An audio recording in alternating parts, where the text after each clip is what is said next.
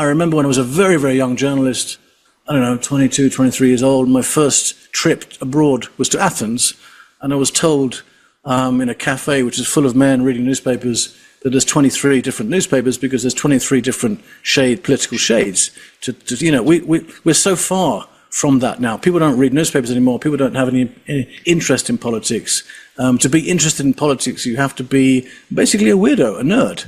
That's really how bad it's got. It's so exclusive now. It's so fringe now to follow politics, and we've got to do something about it because inevitably populist leaders will come and go.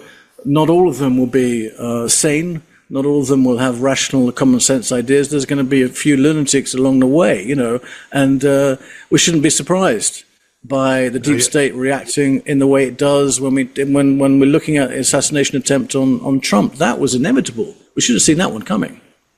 Yeah. No, you make some very valid points, and as you say, we always say here is basically if you don't read the newspapers, you're ill-informed, and if you do read them, you're misinformed.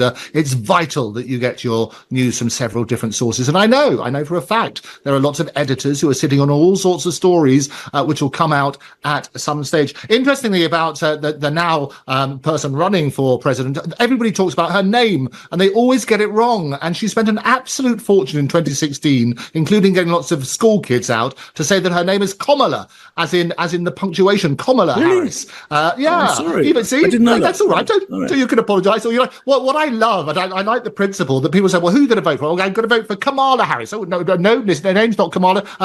Amy? No, not that. Or forget that. I'll vote for Trump. At least you can get his name right. But Kamala Harris, that's how you pronounce it. As in the punctuation, she put a stop to Biden. Anyway, we're going to take a quick break. When we come back, we're going to talk about whether Hungary will remain a member of NATO.